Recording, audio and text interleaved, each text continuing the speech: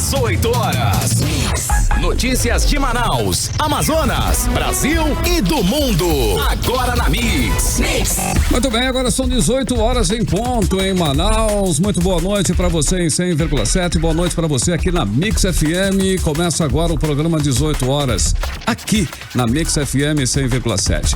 Aqui é o espaço do jornalismo sério e isento, feito especialmente para você, querido ouvinte. Nossa equipe é formada por profissionais de larga experiência e comprometidos aí com a ética e com a verdade. Carlos Júnior, Karime Leão, Cid Soares, juntos no melhor mix com você aí até às 7 da noite com as informações. Karime Leão, hoje, terça-feira, é isso, Karime? Exato, Carlos Júnior. Finzinho do mês, né? Ainda tem esse mês é 31, a né? A baba sai. Só depois da manhã. Muito boa noite para você que nos acompanha em 100,7, para você sintonizado aí na programação da Mix FM. Estamos juntos até às 7 da noite com muita informação. O nosso programa traz notícias reais, ouvindo todos os envolvidos sem sensacionalismo e com o único objetivo, deixar você bem informado com o que realmente é relevante, com o que é relevante para o cidadão. Muito boa noite para você que nos acompanha até às 7 da noite. Carlos Júnior, e hoje estamos com a bancada aqui. É que hoje tá bacana, né? Tá tendo faltas hoje aqui, né? Eles já estão chegando, estão a caminho. É o trânsito. Daqui a pouquinho a gente vamos fazer uma cobertura nesse trânsito aí, mas Cid Soares e Paulo Castro a caminho. Exato, mas aqui ao vivo. Emi Luciano chegou, Karine? Sim, já estamos Chegou, aqui. Temos novidades, olha só. Hoje temos um par de ingressos para o show Casem é Ótimo. Pra quem não sabe, é o show do Rafael Cunha. Chegou o Cid Soares. Ele surgiu aí com a ajuda do Carlinhos Maia. Ele ficou famoso por causa do Carlinhos Maia. Olha que legal. E ele tá fazendo um show aqui em Manaus no dia 3 e a gente tá sorteando um par de convites. Exato, tá, acontece no sábado, dia 3 de agosto, no Manaus Plaza. Isso mesmo. E temos ingresso pro cinema e ingresso pro show Casem é Ótimo. No finalzinho do programa eu volto. É a promoção Cid Soares, você que tá chegando agora não tá sabendo, tem a promoção Casem é Ótimo do youtuber Rafael Cunha, sábado, dia 3. É ótimo, tem gente. Tudo Deixa eu fazer aqui, essa pergunta. É ótimo? Será que é ótimo? Não sei. Eu acho bacana. Eu fiquei casado 20 anos. É ótimo.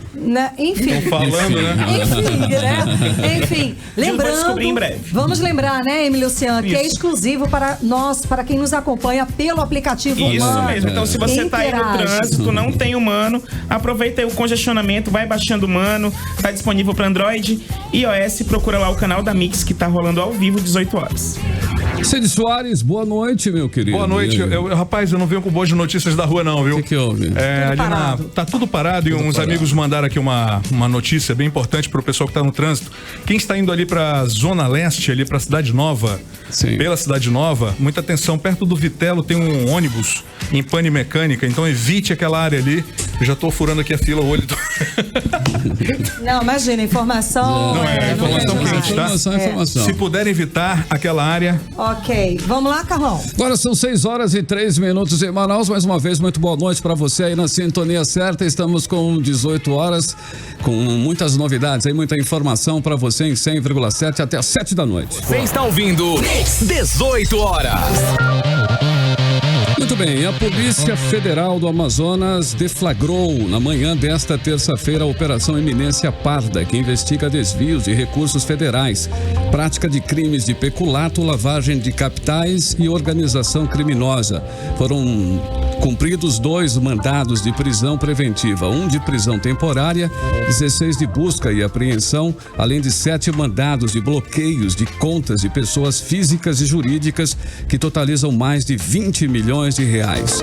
Foram apreendidos carros de luxo, entre eles um Mustang preto e 79 mil reais em espécie. Os mandados foram cumpridos em Manaus, Boca do Acre, no Amazonas e Rio Branco, no Acre. Exatamente, embora a Polícia Federal não divulgue nomes, a equipe aqui do 18 horas confirmou que foram presos o empresário e pecuarista José Lopes, com forte atuação em contratos públicos, e o cunhado dele, Gustavo Henrique Macário Bento, que no governo Wilson Lima ganhou um contrato sem licitação de 32 milhões de reais para fornecer merenda escolar para a Secretaria de Educação do Estado, a SEDUC. Foi presa também Edith Odosa, que atuava como secretária de José Lopes. E o repórter Azaf Augusto esteve na entrevista na coletiva da Polícia Federal e vai conversar conosco aqui, participa da bancada com a gente. Azaf, então, você participou lá da Polícia Federal e convidou o delegado, né, o Max Ribeiro, para participar da entrevista aqui com a gente por telefone, é isso? É isso mesmo, Karime. Primeiramente, boa noite aí, pessoal. Boa noite aos nossos ouvintes da Rádio Mix. É isso aí. Hoje a Polícia Federal fez essa coletiva de mais uma operação, né, sobre desvio de dinheiro público. Essa é a Operação Eminência Parda, que é uma continuação da Operação Maus Caminhos, né, para ficar bem claro para os nossos ouvintes. E a gente está na linha com o delegado da Polícia Federal, ele é delegado regional de investigação e combate ao crime organizado, Max Ribeiro. Boa noite, delegado. O senhor nos ouve? Boa noite. Perfeitamente. Boa noite a todos os ouvintes, a todos aí da bancada. Muito boa noite, delegado. Aqui é Karime Leão. O senhor pode fazer um balanço da operação pra gente? Karime, nós podemos dizer que a operação foi muito bem sucedida.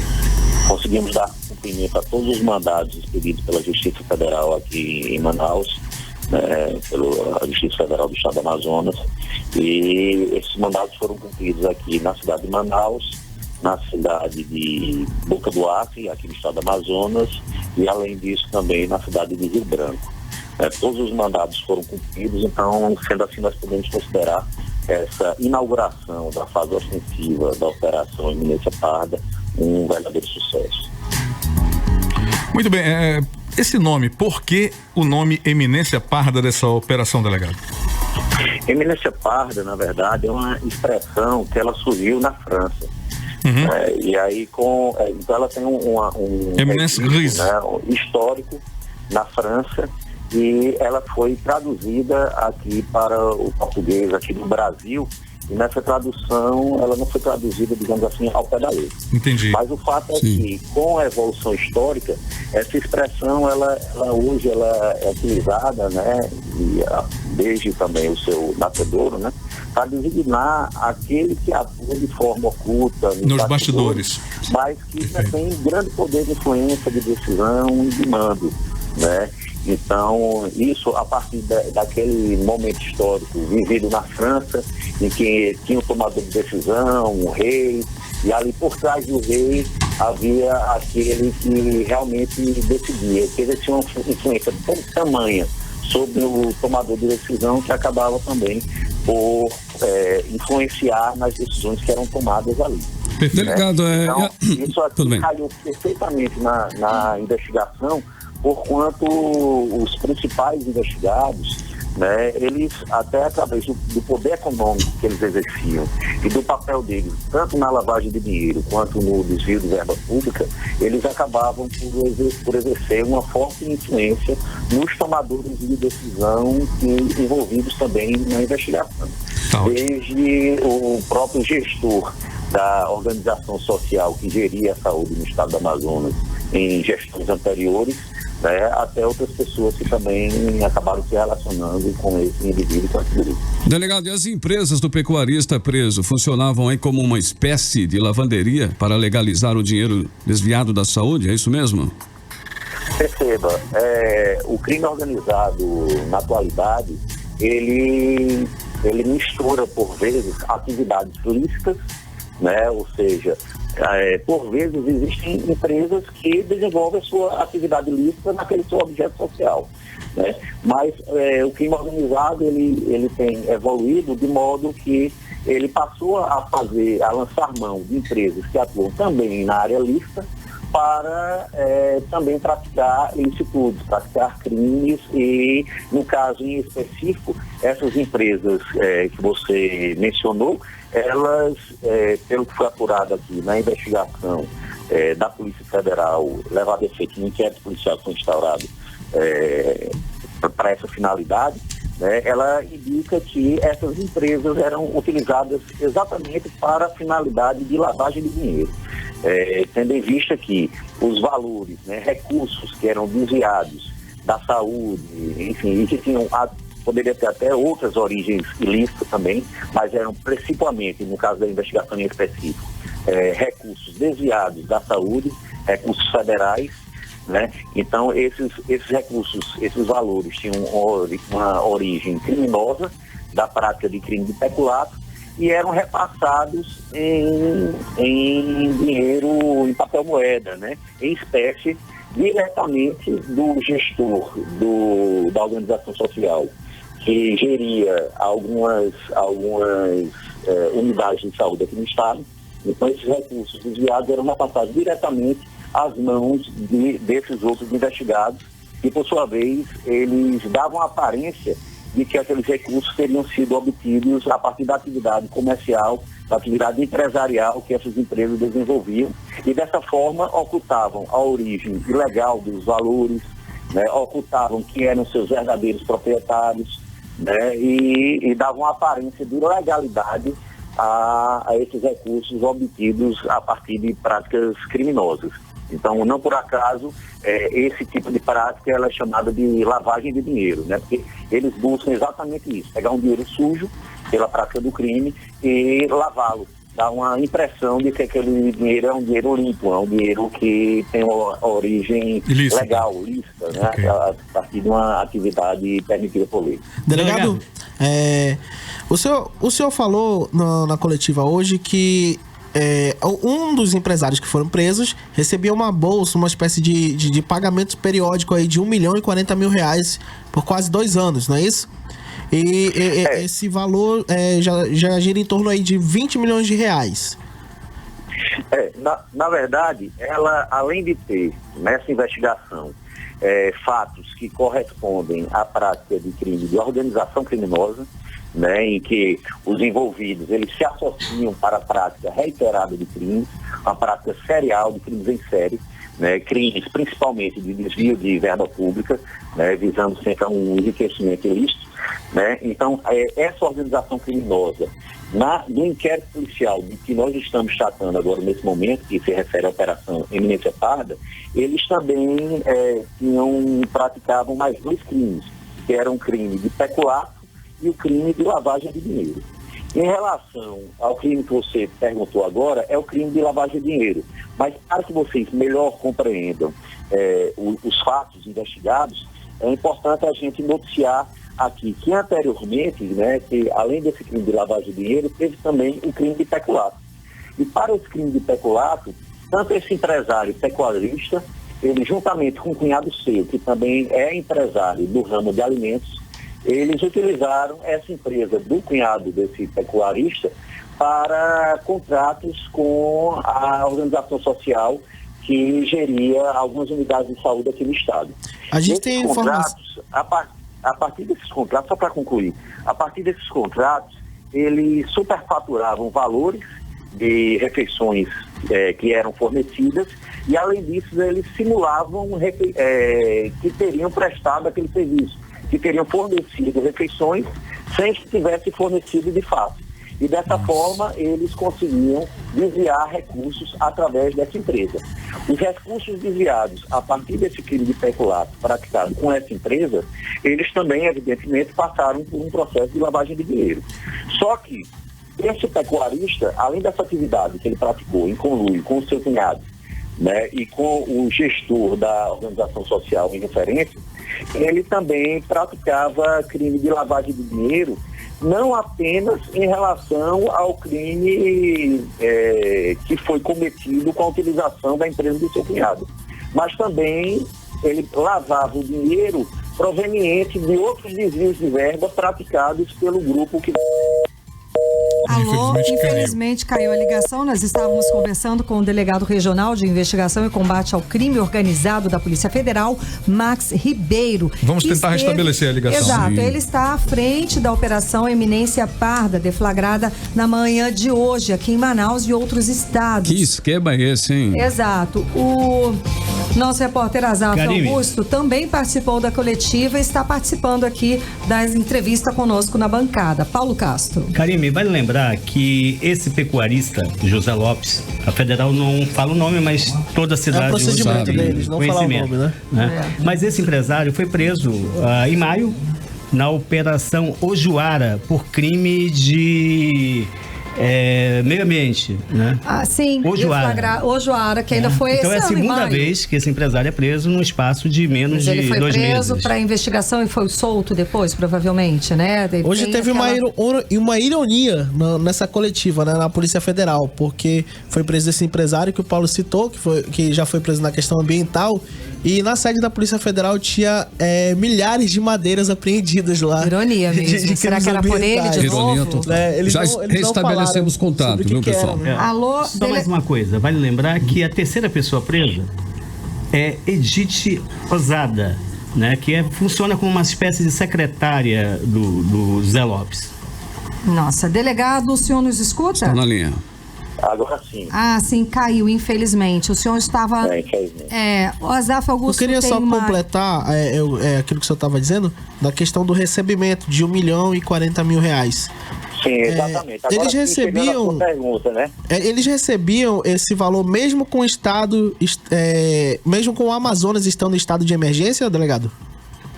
Exatamente. Então, como eu vinha dizendo, né?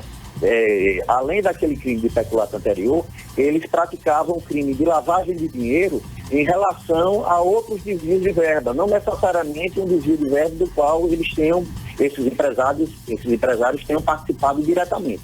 Só que os desvios de verba que eram praticados corriqueiramente, sobretudo pelo gestor com auxílio de terceiros, né, o gestor da SOS, então ele repassava diretamente a esses empresários valores em cash, esses valores de forma reiterada, valores que chegavam à cifra de R$1.040.000, né, e que foram nesse montante repetidas vezes repassadas em espécie para esses empresários. Eles eram repassados dessa forma com o objetivo de que esses empresários promovessem a lavagem de dinheiro desses recursos, né, dando ali uma aparência de que os recursos foram obtidos de forma lícita pelas empresas utilizadas para a lavagem do dinheiro e ocultando ali que, na verdade, a origem daquele valor era uma origem ilegal e ocultando também que o verdadeiro proprietário o verdadeiro detentor daqueles valores desviados era a figura desse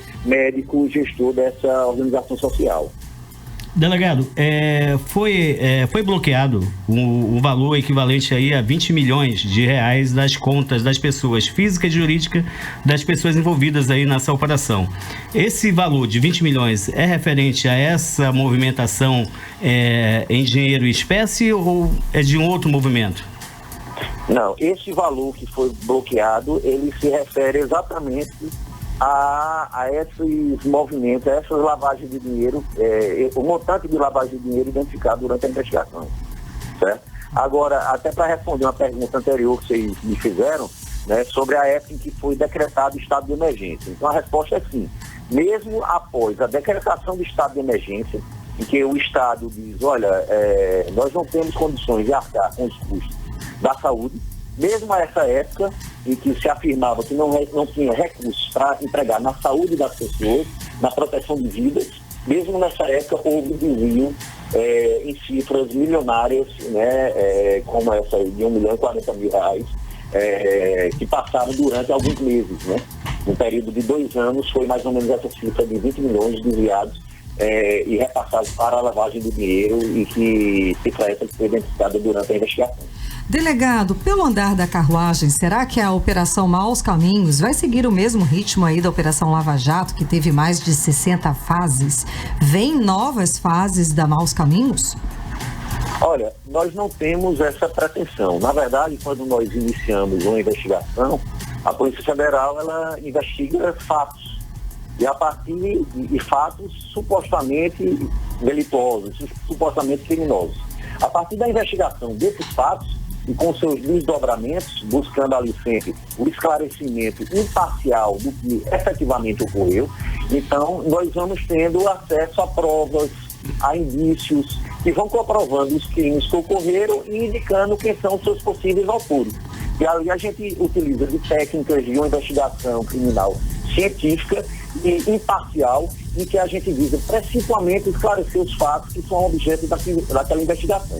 Ocorre que, muitas vezes, durante a investigação, sobretudo quando investigamos fatos praticados por organizações criminosas, As organizações criminosas, elas têm uma característica de que, ao contrário da criminalidade clássica, em que nós investigávamos simplesmente o passado, né? Na criminalidade clássica, eles cometiam um crime e a gente ali buscava remontar aquele quebra-cabeça do que aconteceu. Né? Na criminalidade organizada, nessa nova criminalidade, nós investigamos, além do passado, nós investigamos o presente e fatos que estão acontecendo. Pela própria característica, não da investigação em si, mas a característica que nos é imposta por essa nova forma de atuação da criminalidade, sobretudo a criminalidade organizada. Por quê? Porque o crime organizado, eles buscam ali uma associação que é perene, que visa ao lucro desmedido e a partir da prática de crimes, né, os mais variados possíveis.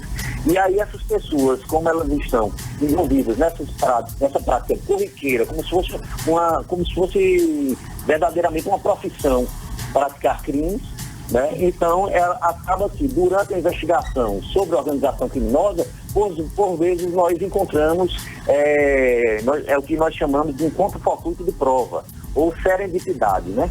Então, nesses casos, a gente tem contato com novos fatos criminosos que nós desconhecíamos no início. E ali, a partir desse contato, dessa informação sobre outros crimes que foram cometidos, a gente passa a investigar também esses novos crimes. E aí a gente pode fazer de duas formas, tanto no mesmo inquérito que já está instaurado, no bojo do qual a gente já está realizando aquela investigação, se o fato tiver uma relação mais direta com aquilo que a gente já vem investigando, quanto em novas investigações criminais, como ocorreram aqui nessas 6 fases da Operação Maus Caminhos. Muito bem, delegado. Hoje já fazemos a 6ª fase. Olha só, delegado, na semana passada, a desembargadora Mônica Cifuentes, do Tribunal Regional Federal da 1ª Região, só para lembrar esse fato, doou o avião apreendido pela Polícia Federal da Operação Maus Caminhos para a Polícia Militar de Minas Gerais.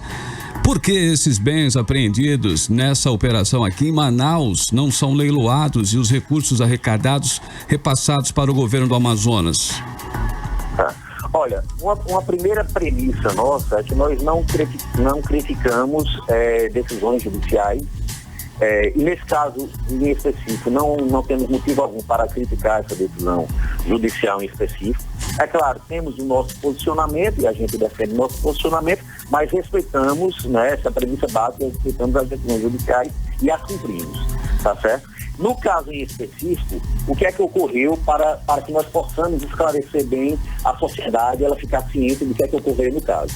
Nesse caso em específico, houve já uma condenação e dessa condenação resultou uma determinação de perdimento desse bem em favor da União. Então foi decretado o perdimento desse bem, que é um bem valioso, e é um bem que necessita de manutenção, que seja operado constantemente para que ele tenha a sua manutenção e não sofra a ação do tempo para que, enfim, se transforme em sucata. Imagina um bem valioso desse, você simplesmente apreender e deixar o bem parado, né? Então a ação do tempo vai agir ali e acaba que você perde o seu valor. Então, o que é que nós temos no primeiro momento? No primeiro momento, a Justiça condenou alguns dos envolvidos e deu o perdimento para a União. Só que essa decisão, ela ainda não transitou em julgado, ou seja, ainda pende recurso, né? E esses recursos precisam ser julgados para que esse perdimento que foi decretado na primeira decisão judicial, ele venha a se efetivar. Delegado, ocorre que, para que nós mantenhamos esse bem, né, em condições, nós temos o que nós chamamos de nomeação de alguém como depositário fiel, né? E aí o depositário fiel, ele pode fazer uso do bem, mas por sua vez ele tem que manter o bem em condições e apresentá-lo à Justiça quando a Justiça pedir esse bem. E esse bem não sendo seu, né? Nesse caso, nós tínhamos 2 possibilidades. A primeira possibilidade era que o bem ficasse com quem já se encontrava, que era a empresa que vinha operando essa aeronave, que, pelo que suspeito, teria sido adquirido com recursos ilícitos, né? Essa seria a primeira opção. A segunda opção seria que essa aeronave fosse nomeado como fiel depositário algum ente estatal, né? Que poderia ser a União ou algum estado da federação. E aí, nesse caso, tomando conhecimento dessa apreensão, o governo do estado de Minas Gerais, ele provocou a justiça. O que é que eu quero dizer com isso? Ele entrou com a representação, com um pedido à Justiça Federal, dizendo, olha, Justiça Federal, nós temos condição de manter essa aeronave, nós temos condição de operar essa aeronave em prol do interesse público, né, enquanto a decisão não transita em julgado, e quando transitar em julgado, nós podemos entregar a aeronave para que ela seja dado o perdimento à União, e esse perdimento ele vai ter o seu resultado útil, porque a aeronave foi mantida em condições. Então, no final das contas, é isso que a decisão está trazendo. O governo do estado do Amazonas comeu mosca nesse caso, né? Mas tudo bem. Não há pedido nesse sentido por parte do governo do estado do Amazonas. Agora, não envolve só o pedido. Para o estado fazer um pedido dessa monta, é necessário que o estado tenha condições de operar a aeronave.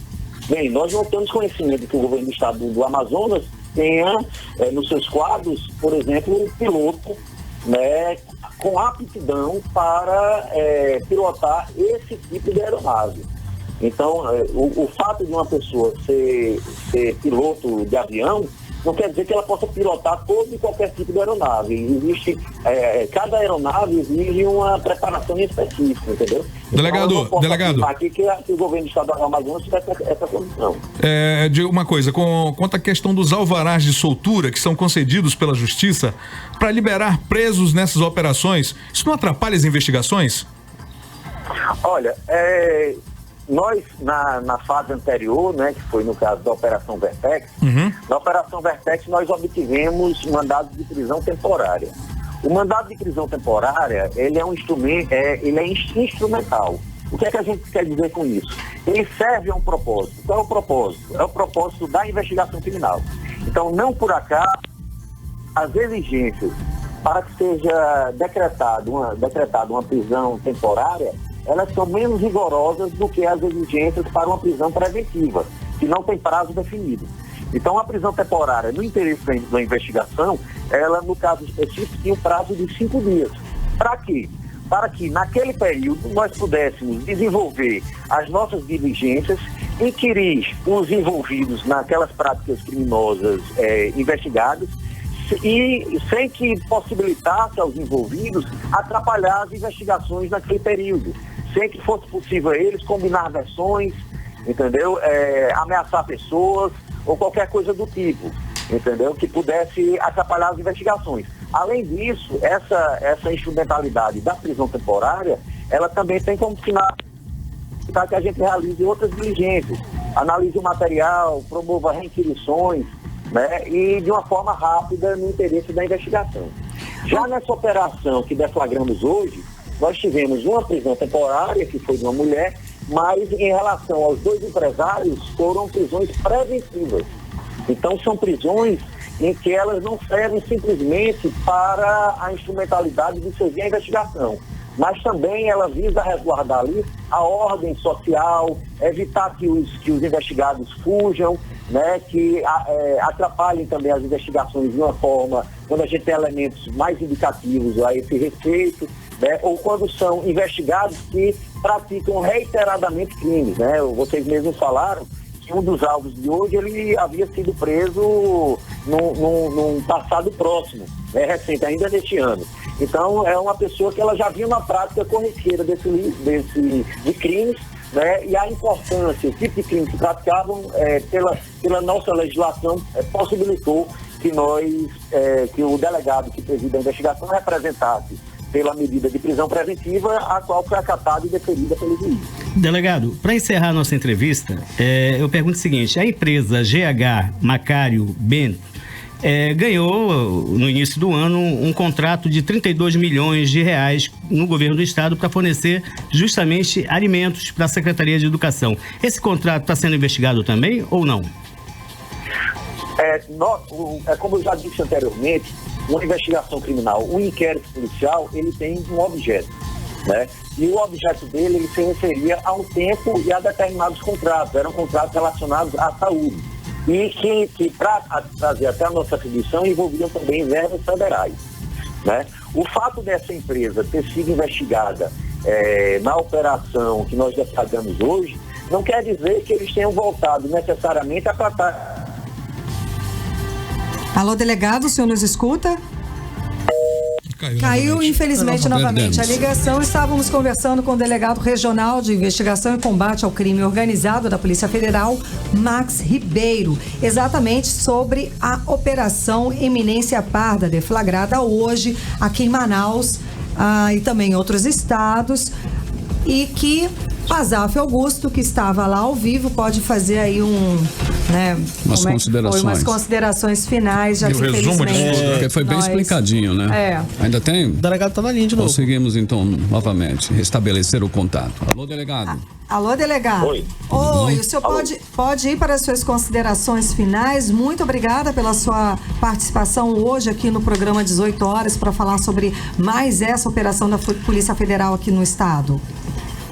Em nome da Polícia Federal, nós agradecemos todo o apoio aí da imprensa, né? Agradecemos a vocês aí da Rádio Mix FM, agradecemos a toda a sociedade pelo apoio que foi dado, concedido à Polícia Federal, e, enfim, desejamos a todos um bom trabalho e deixamos o nosso compromisso de realizar o nosso trabalho com o maior profissionalismo, né? Buscando sempre o melhor resultado para as investigações e para a sociedade.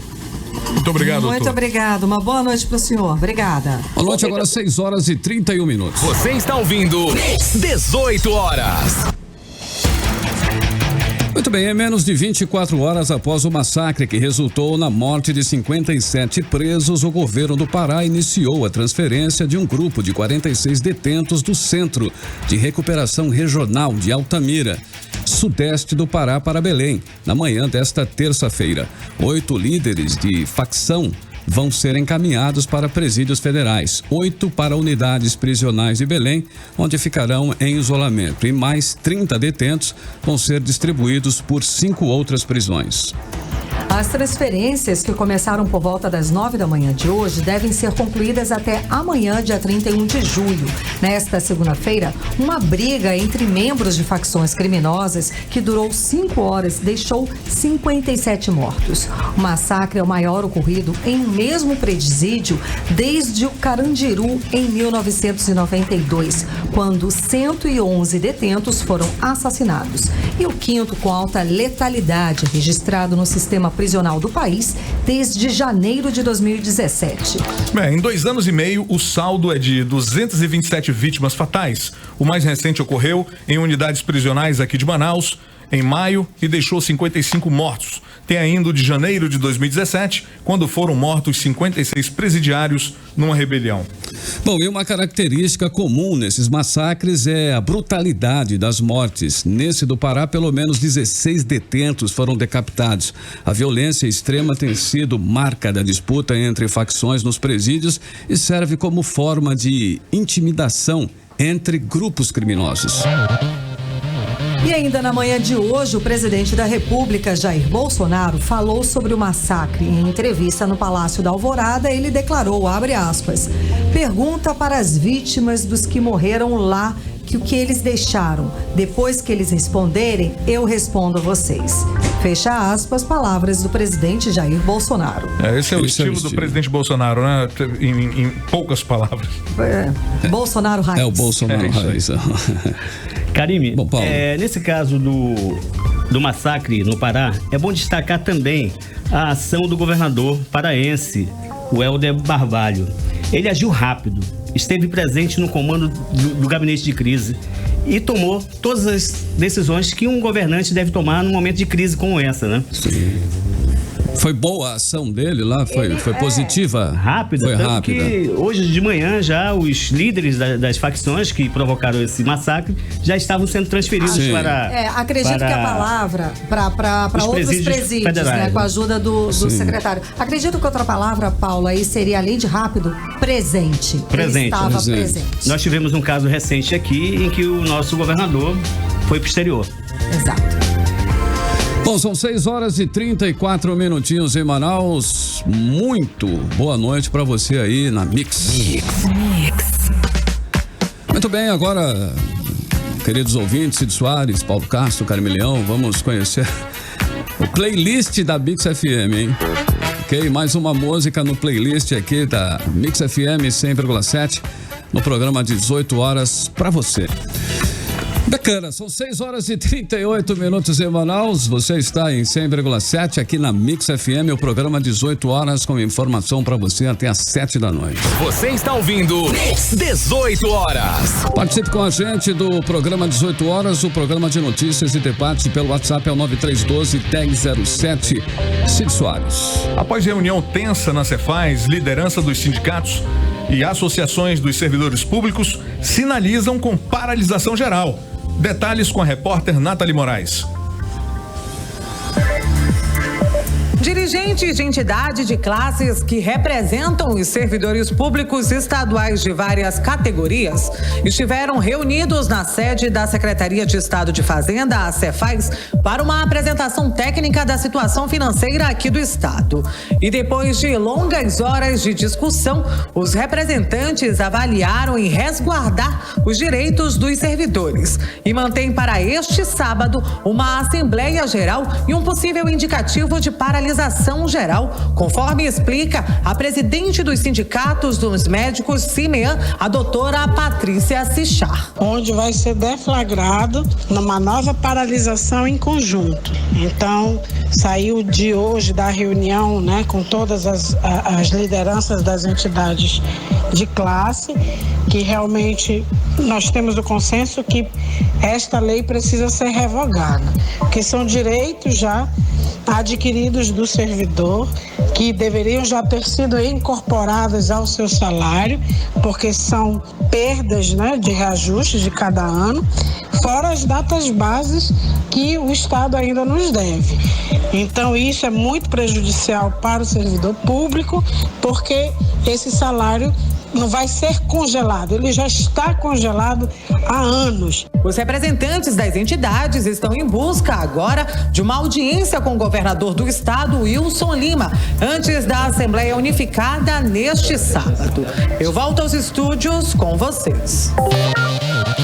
E que Manaus é uma cidade pouquíssimo arborizada, isso não é novidade para ninguém. Mas o que não se imaginava é que a capital amazonense está na lista das cidades com piores índices de arborização do país. A repórter Karime Leão foi conferir essa história. Segundo o levantamento do IBGE, Manaus ocupa a antepenúltima posição das cidades menos arborizadas do país, com apenas 23,90% de locais arborizados, verdes, locais como ruas, avenidas, canteiros, praças e até redondezas de domicílios. Segundo o levantamento do IBGE, as cidades com maior ausência de arborização são Rio Branco, no Acre, com 13,78%, seguido de Belém, no Pará, com 22,3% e Manaus.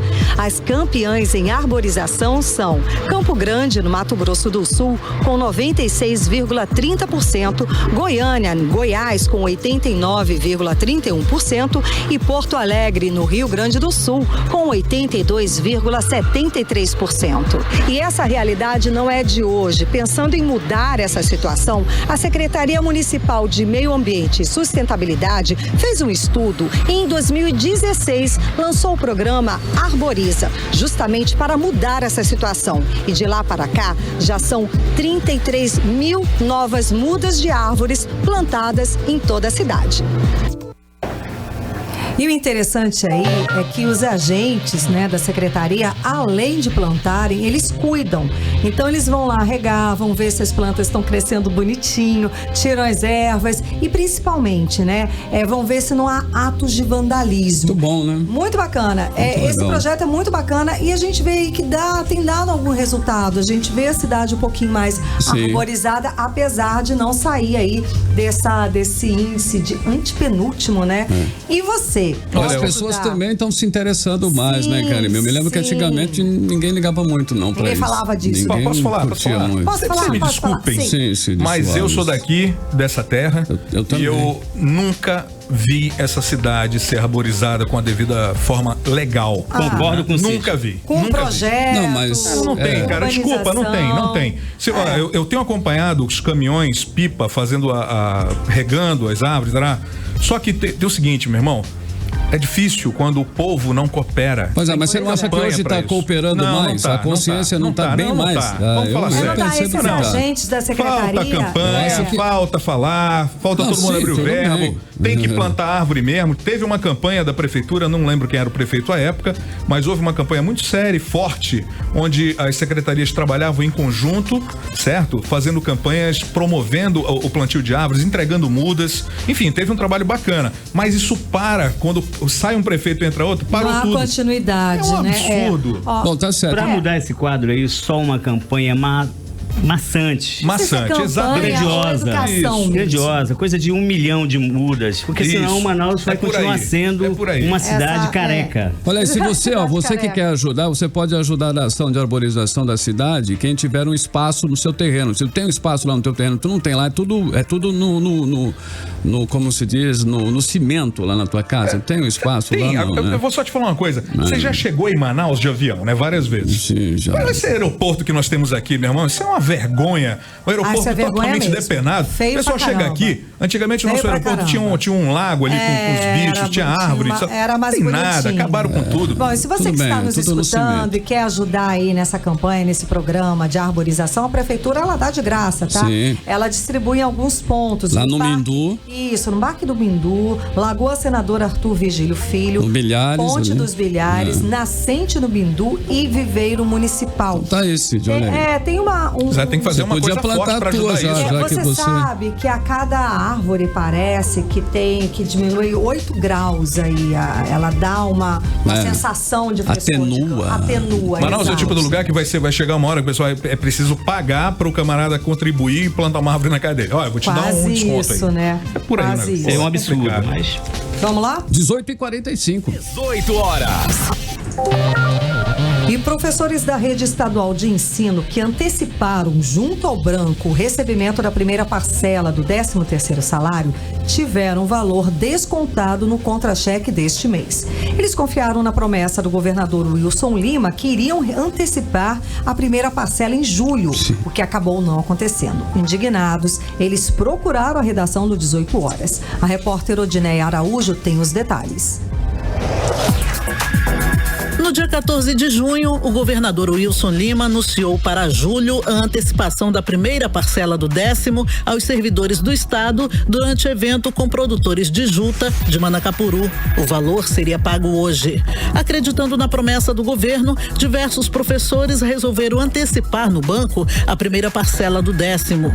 Foi o caso da professora que vamos identificar apenas como Eliana. Hoje, quando ela foi sacar o salário do mês, ficou sabendo que o banco descontou o adiantamento do 10º, mesmo o governo não tendo feito o pagamento. Eu estou consternada, eu estou hoje vivendo um dos piores dias da minha vida. Esse dia hoje para mim tem sido um infortúnio e graças à ação de uma pessoa que pega um estado para gerir e não tem competência nenhuma. Como dizia minha mãe, quem não pode, como pode, nem pegue na rodilha.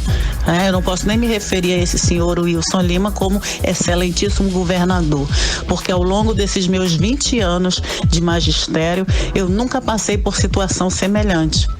De ter um valor insignificante que não dá nem para eu colocar gasolina 3 dias no meu carro, quanto mais para eu trabalhar no decorrer de todo o mês de agosto. Porque eu leciono em 3 escolas diferentes e preciso me locomover, né? Como se não bastasse, muitas vezes o educador tem que tirar do próprio bolso para comprar tinta, para pincel, porque não tem nas escolas, as escolas sucateadas, e às vezes a gente enfrenta calor, enfrenta outras mazelas para poder cumprir com a nossa obrigação de trabalhador. Quando eu decidi fazer a antecipação do meu 10º, da primeira parcela, foi por conta de uma notícia que eu ouvi, ele empolgado não sei com que, dizendo que ia fazer a antecipação, que ia pagar o funcionalismo público no mês de julho, né? O que ele não cumpriu com a palavra dele, como sempre, como inúmeras coisas ele não vem cumprindo, entendeu? Então agora tá aí, meu dinheiro caiu, o que me resta é R$ 194 necessidades. O que eu vou fazer com esse dinheiro? Aproveitando a ocasião, o banco propôs um empréstimo para ser pago em até 8 anos ou 96 vezes. O Sindicato dos Trabalhadores de Educação do Amazonas informou que acionou o setor jurídico do Sinteam para auxiliar os trabalhadores nesta situação, como explica a presidente Ana Cristina. Vamos pôr o jurídico à disposição, uma vez que eles não têm culpa do governo ter voltado atrás em relação ao pagamento do 13º e ter feito a antecipação, mas nós vamos colocar o jurídico à disposição. Já estamos entrando em contato com a gerência do Bradesco, uma vez que a primeira parcela do 10º só cai em novembro, para que esse desconto seja feito também só em novembro. Então vamos fazer uma nota nos colocando à disposição e pedindo aos servidores que estejam prejudicados a respeito desse assunto para entrar em contato conosco. De acordo com o blog da jornalista Rosiane Carvalho, o governo tem 320 milhões de reais do Fundeb em caixa, que poderia cobrir o 10º dos professores, que hoje gira em torno de 50 milhões de reais. A notícia é baseada no relatório do Sistema de Informação sobre o Orçamento Público em Educação. Em nota, o governo do estado disse que não houve qualquer comunicado do governo ao Bradesco sobre data de pagamento da primeira parcela do 10º e que esse tipo de negociação não tem qualquer interferência do estado. Sobre os recursos do Fundeb, o governo informa que o dinheiro tem sido aplicado conforme a legislação prevê. A nota também diz que o governo está trabalhando para pagar a primeira parcela do 13º até antes do prazo definido em lei, que é novembro. Volto com vocês.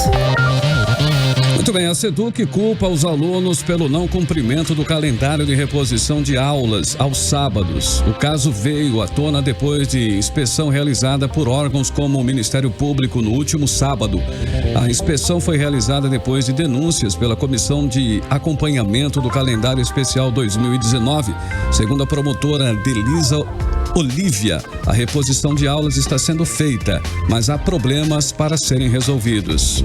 Esta comissão está fazendo o levantamento de todas as situações encontradas para serem corrigidas pela SEDUC. A Secretaria de Educação do Amazonas informou em nota que a ausência de alunos é a principal dificuldade para a reposição de aulas aos sábados. A reposição de aulas acontece por conta da greve dos professores, que aconteceu durante os 40 dias e aconteceu entre os meses de maio e abril. E segundo o secretário de Educação, Luiz Castro, no sábado, somente 35 mil alunos compareceram nas aulas. Isso de um total de 175 mil alunos. Atualmente, mais de 300 escolas da capital e do interior estão com um calendário especial, que inclui aulas aos sábados, 2 vezes por mês em alguns feriados. Exato. E Cid Soares, temos giro do esporte? Temos. Vamos lá. Ok, agora são 18 horas e 51 minutinhos, tem giro do esporte assustou, aqui. Né, Carol? Chama aqui no playlist. Eu falei, será se o Cid preparou o giro do esporte hoje? O que temos pra hoje no giro do esporte? Se dão depois da sua vinheta. 18 horas. Esporte. Bora, Cid. Bom, o assunto de hoje no esporte é Luiz Adriano, que é o novo centroavante do Palmeiras. Depois de contratar Henrique Dourado, o clube avançou em outra opção para reforçar o ataque e fechou com um jogador de 32 anos por 4 temporadas. Ele foi revelado pelo Internacional e pertencia ao Spartak Moscou da Rússia. O retorno dele ao Brasil acontece sem que o Palmeiras pague nada aos russos. O jogador queria voltar para o Brasil e rescindiu o contrato, abrindo mão de valores que ainda tinha a receber. O Spartak, por sua vez, manteve 50% dos direitos econômicos de Luiz Adriano e a equipe alviverde, os outros 50%. O jogador chega com a alternativa a Miguel Borja, além do próprio Henrique, né? Ele está fora do Brasil desde 2007, quando deixou o Internacional. Na Europa, defendeu o Shakhtar Donetsk até 2015, ficou no Milan até 2017, quando acertou com o Spartak. É isso. Bacana. E o governo federal anunciou a liberação de saques de contas ativas e inativas do FGTS do PIS/PASEP. Os saques, que começam em setembro, vão ter limite de até R$500 por conta.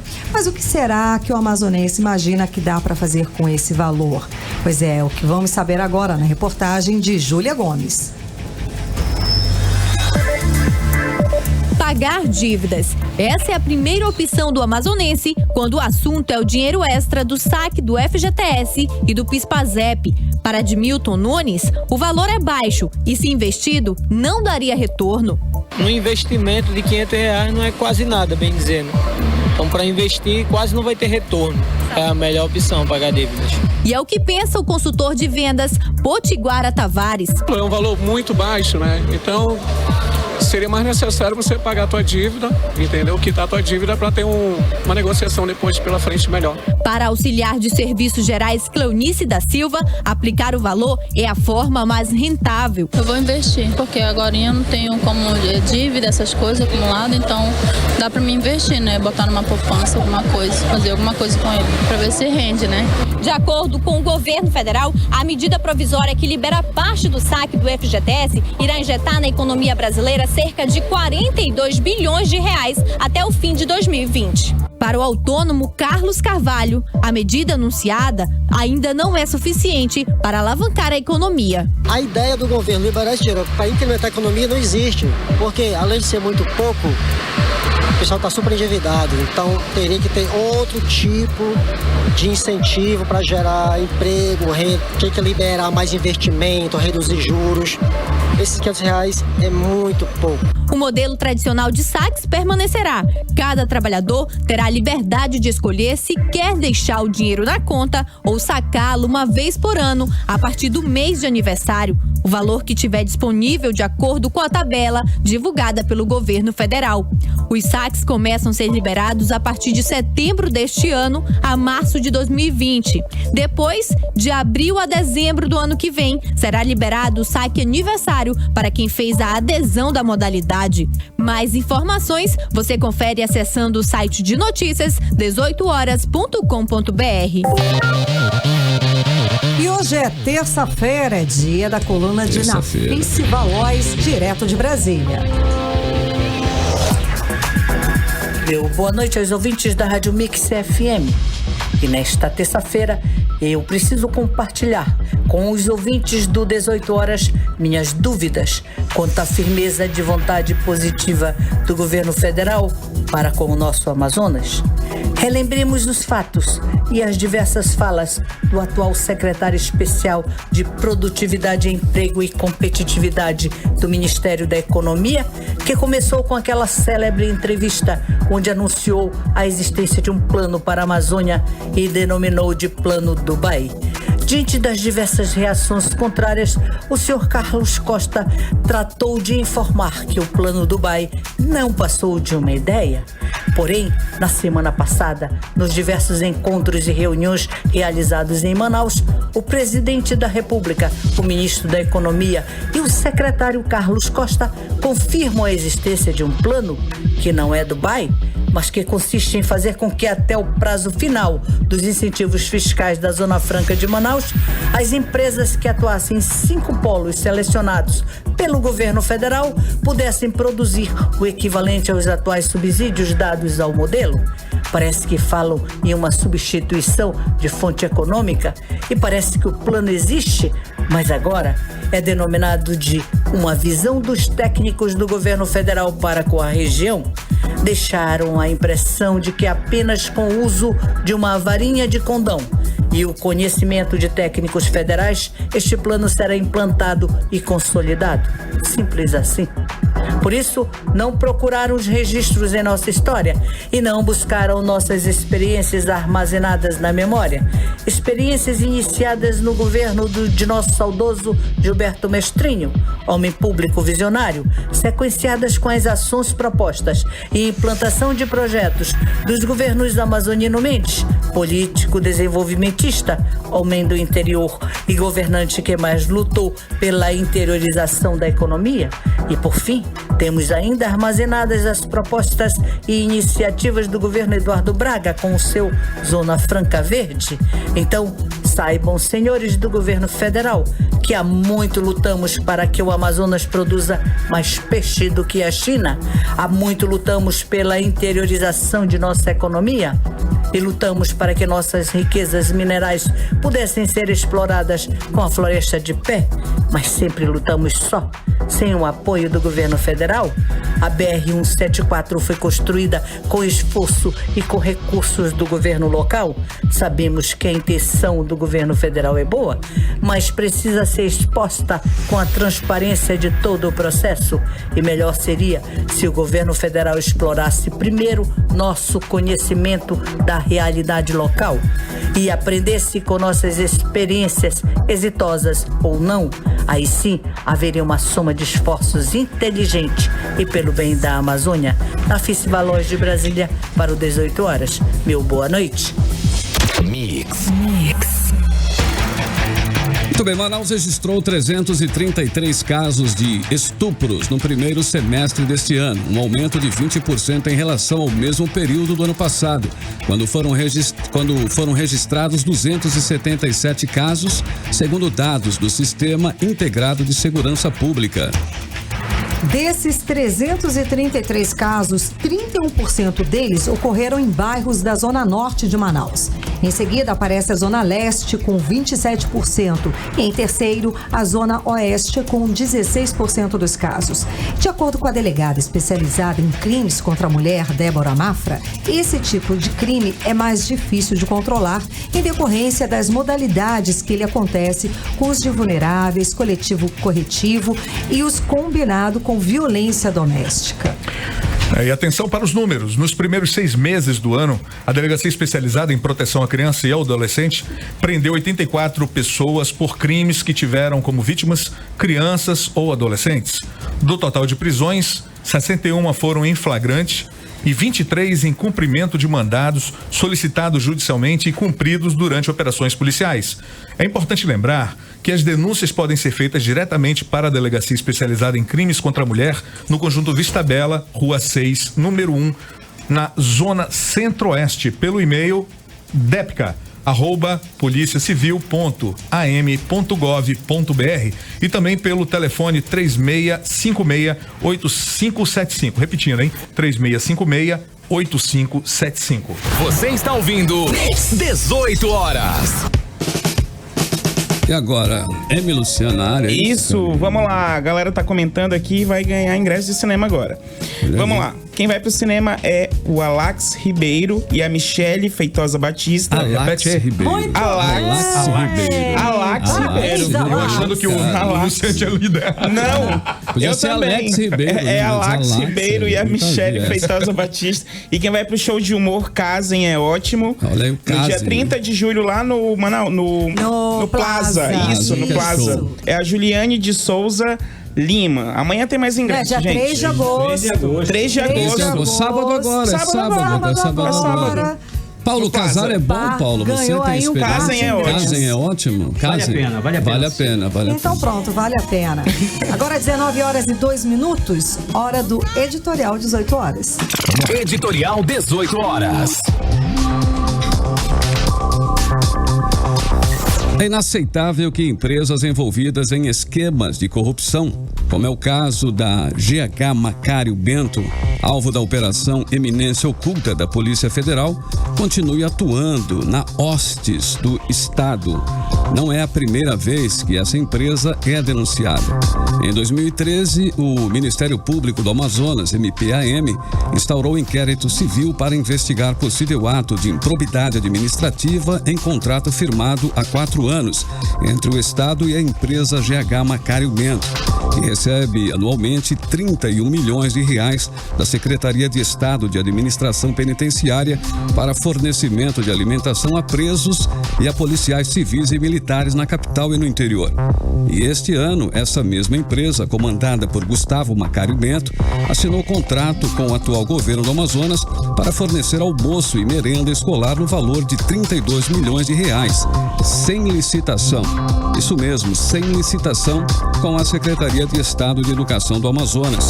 esse contrato foi alvo de várias denúncias e está sendo investigado pelo Ministério Público. Se a lei de compliance tivesse sido cumprida pelo governo, empresas com este perfil estaria proibida de fazer contratos com o Estado. A lei de compliance é um grande instrumento de prevenção à corrupção que o governo tem evitado aplicar. O resultado é que empresas corruptas e corruptoras continuam ganhando contratos milionários e suspeitos com o Estado.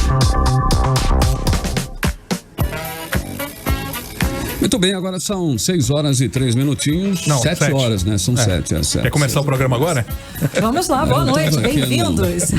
Assunto tem, né? Assunto tem. Assunto tem. Tem ingresso também tem. Tem a saideira? Informação. Temos uma última informação aí. Carlão, então, Moro envia força-tarefa para atuar no Pará após chacina em presídio.